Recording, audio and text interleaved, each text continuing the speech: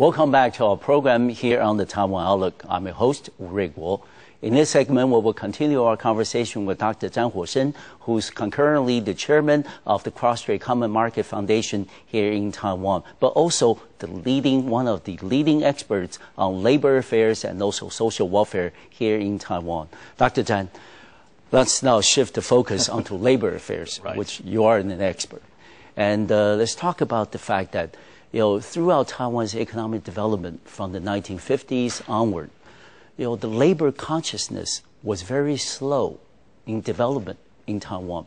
This is something, somewhat unusual as you compare with other industrialized nations in Western Europe and North America. Why was that? And what were the, reasons and factors later that caused and facilitated the formation of labor consciousness? Okay, someone criticized that Taiwan's labor trade union, we call labor organizations, relying too much on the government support. Okay. In my view, I don't think that is true. It is due to the nature of our industrial organizations. Because really as compared to Korea and Japan, or even to the other developed countries, Taiwan's strength is on its small and medium-sized industries. Yes. We don't have a very, very huge or mega industry like Korea or Japan. Okay? Yes.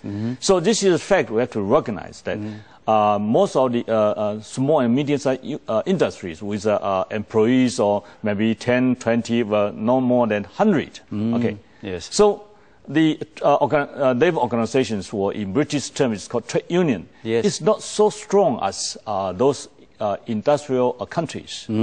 Okay. Then secondly, it is our tradition that when we set up a factory, I'm the employer and also look after my employees. Okay. Because my employees are in the beginning, my neighbors or my friends' neighbor, or even my relatives. They are within my family. A broad sense of family. So looking after employees is my job. Of course. In the beginning. It is therefore that our trade union organization is not strong as other countries like Korea and Japan. Okay. But at the same time, it is because of this nature, governments step in and providing protections or other guarantees or facilitating a trade union movement in Taiwan. Yes. As you know, that most of the these labor acts, like Labor Standard Act, actually coming from the government initiate. Yes. Okay, not from the trade union movement. No.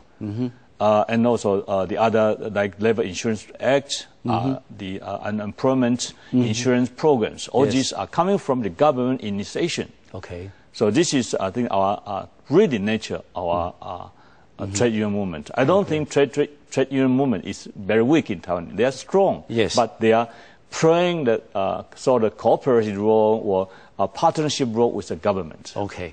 And that is one of the biggest difference that Taiwan's labor movement has with other countries. As you said, they're not necessarily confrontational with the government, but sometimes they can work with the government, work with the businesses to try to develop policies.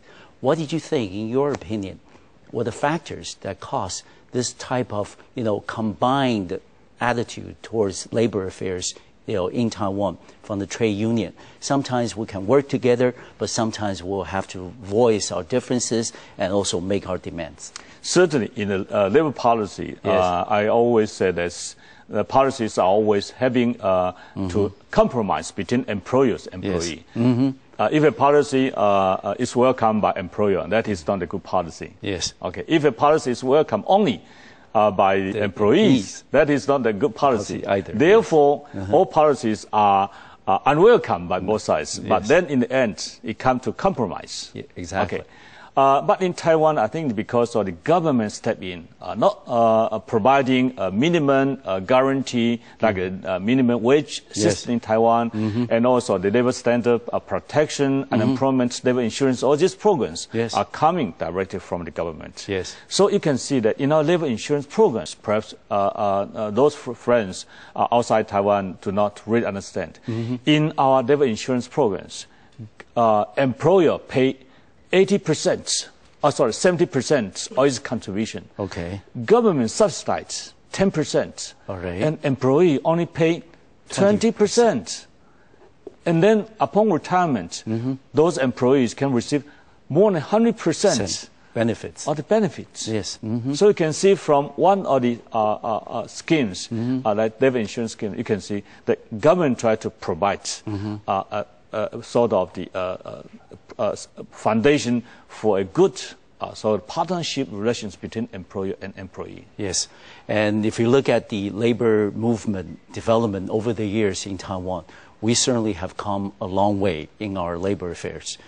From the, insurance of what you mentioned, all these different schemes regarding overtime pay, regarding maternity leave, and all these other, pension funds. And the fact of the matter remains is, we are still in the development stages of, further labor policy that will meet the needs of labor class today in Taiwan. Yeah. What would some of the labor demands that you see, Dr. Chan, today that are coming from labor groups in Taiwan? Certainly, the number one will be unemployment. Okay. Everyone wants to have a job. That is quite a natural demand for everyone. Okay. But we have to see the fact that because Taiwan's industrial transformation taking place from the 1970s, then to 80s, moving into 90s. Yes. So within such a short period of time, about 3 or 4 decades, we transformed from labor-intensive to capital-intensive to high-tech industry to service industry within the next half of a century. Yes. And therefore, the so-called structural unemployment will necessarily occur. Yeah. We call it structural unemployment. Yeah. Therefore, we are facing the structural unemployment situation now. Yes. So those trade union labor movements always press government to step in and also to intervene, providing more job opportunity. Yes. And this is quite natural. The second one is that providing a sort of occupational safety. Yes. This is not an issue that public will perceive or recognize because occupational safety and disease actually providing the basic foundation for healthy workers. In the past, we didn't have very sort of because it needs a lot of experts, occupational disease and safety. Okay. But over these years, government also trained a lot of improve those occupational sort of doctors, disease doctors. So we are improving this sector too. Okay, and as I said at the beginning of the program today, that good and stable business-labor relations are very important for any country's economic development, and Taiwan is no exception. In your opinion, Dr. Chan, what are the necessary elements to maintain good business and labor relations in Taiwan as well as in other parts of the world? Certainly, there's I think there's a good relationship between employers and employees. Yes. It's based on the sort of common interest. Okay. Common interest means the employees receive their income from employment, and employers create their profits by providing sort of employment opportunities. Okay. So the common interest providing a good relations between both sides. Yes. Okay. And then second one is the government also given most important part is the training and training programs. Okay.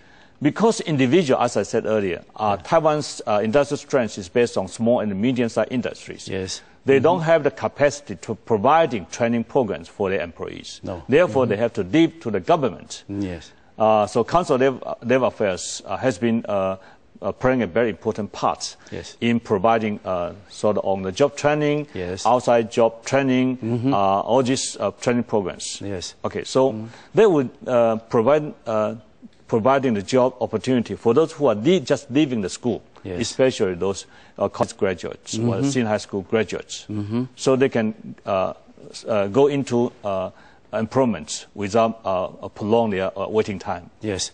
As we know, our government certainly battling unemployment rate, which is about 5.3%, the nominal rate. And the fact is that our government would like to see it lowered to below 5% by the end of the year. As an academic and also a former Minister of Labor Affairs in Taiwan, what is your suggestion, if you're willing to share with us, to the government in terms of reaching that lower unemployment rate by the end of the year? I think from the middle of this year, the unemployment rate has been gradually declining. Yes. That's because very important fact. Yes. The economy is recovering. So job opportunities are growing and providing. Yeah. I think moving into the end of this year, the unemployment rate would be below the 5% or around 5%. I think I'm much more optimistic. About the unemployment rates. I think around 5%, because remember, according to the economic forecast, the second season and Q3 and Q4, our the economic growth rate will be reaching a record high of 8%. That's so like the job the opportunity, highest in 21 years. Right. So the job opportunity will be creating. So I think moving to the end of this year, I'm very optimistic. I'm not speaking totally in support of the government, but from the fact. From a fact.